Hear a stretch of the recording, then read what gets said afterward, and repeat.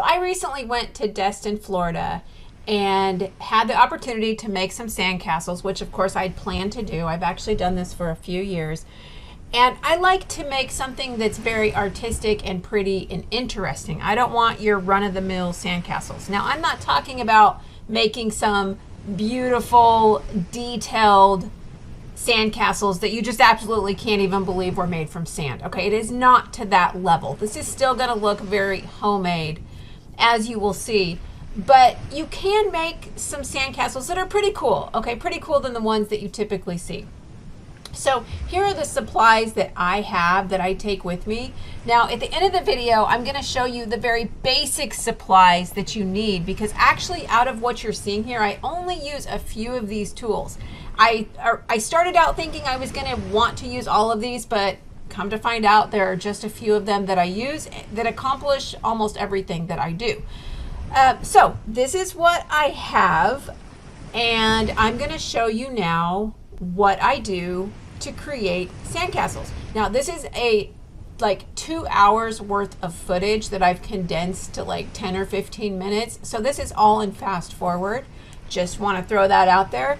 And so let me just jump in and show you what I do. So the first thing is you're going to need a ton of water. And honestly, this is probably what stops a lot of people, because this is a lot of work. These buckets of water are very, very heavy, and you've got to walk back and forth, back and forth. But anyway, okay, so you're going to have a bunch of water. You're going to pack down your initial foundation. That's what you just saw me doing. And now I am piling up a ton of sand, and then I'm going to make like a pond in the middle, and then I'm going to pour a bunch of water into that. So this is getting that kind of like concrete-like, you know, mixture. So you want it to be able to pack really nice. So dry sand is not going to pack that well. You want it very, very wet. And so that's what I'm doing here. You just dump and mix and dump and mix, and then you keep some buckets of water and you add sand to it so that you have that slurry to work with as you begin to sculpt things out.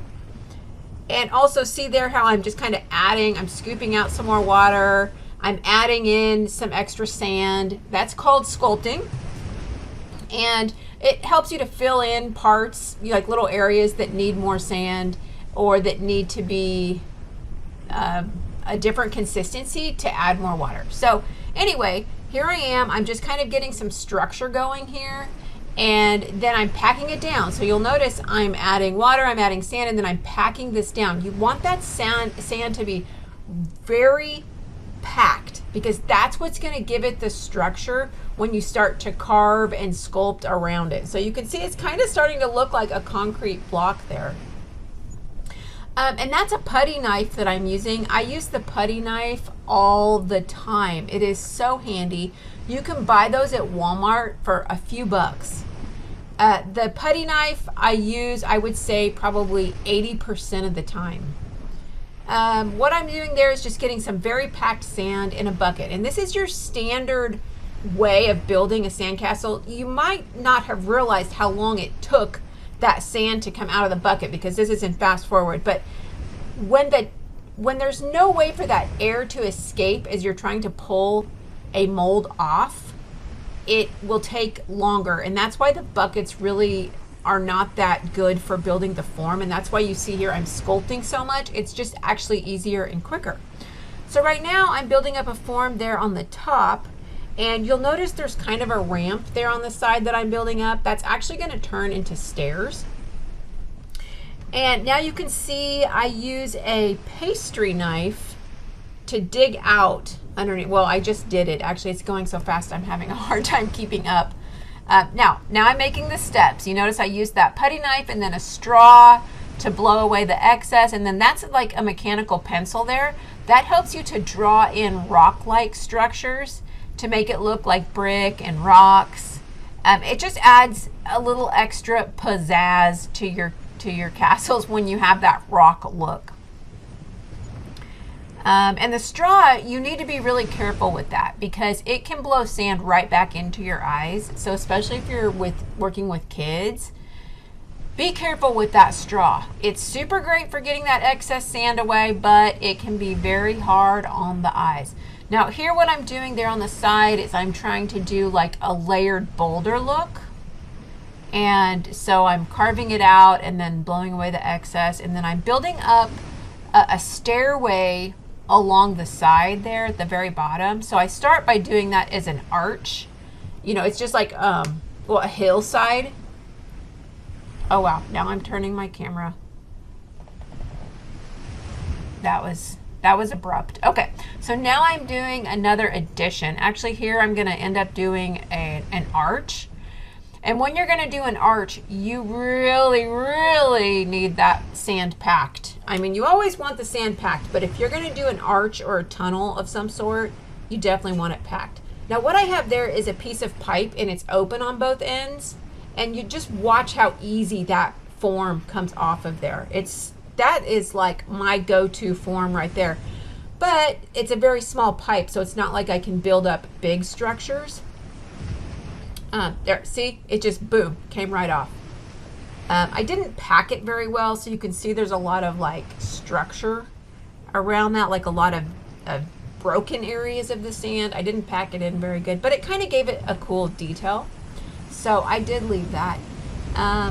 And yep, using that straw again and just digging. That putty knife is so good for digging.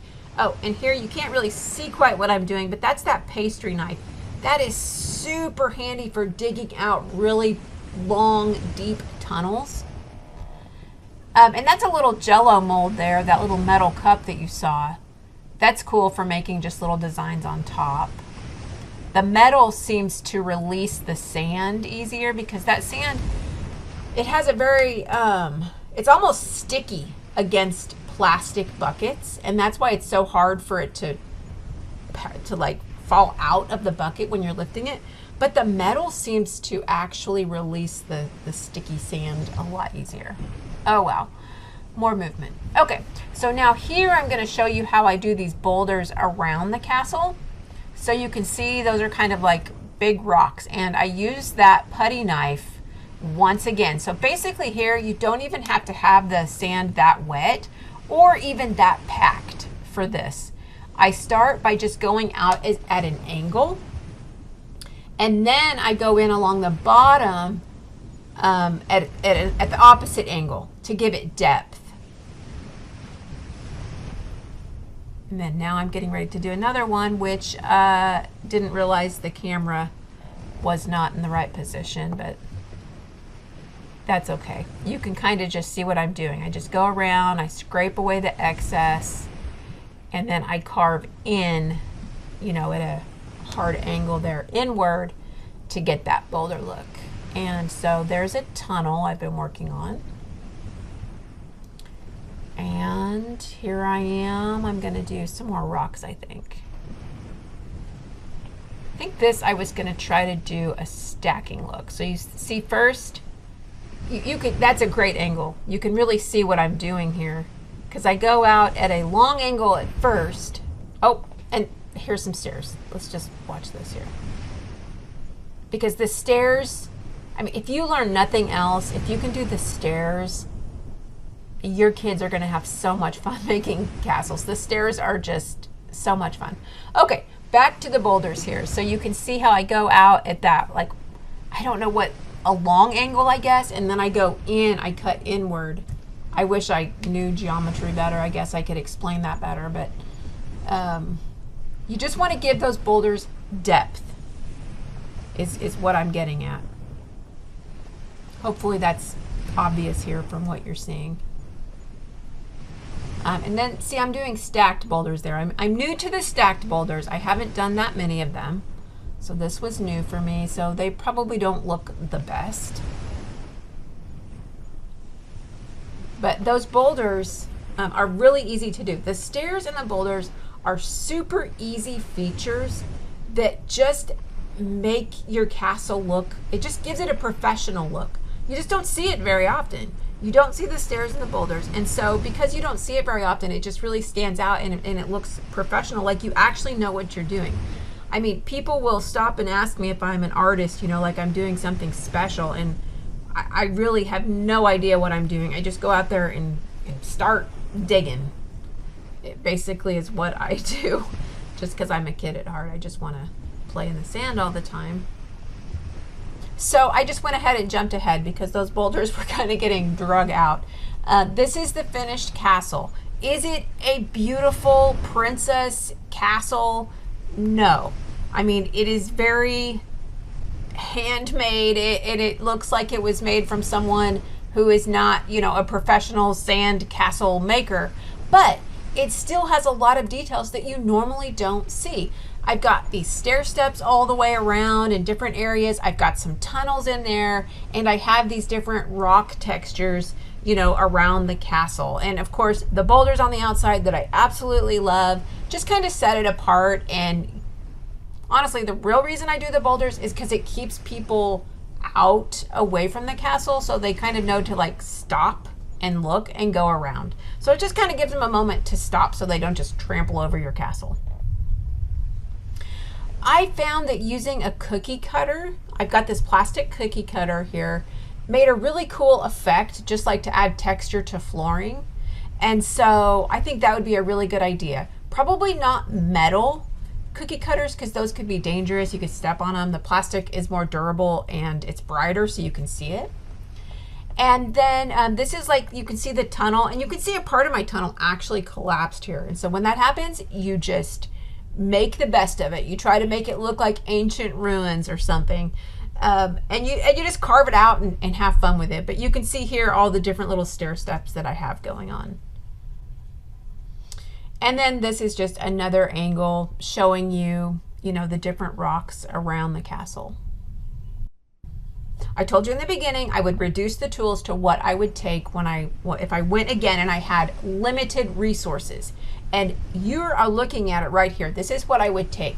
Now you might wonder about that boogie board. I actually sit on that because your skin gets very sore from sitting and moving around on the sand all day. So I actually sit on that.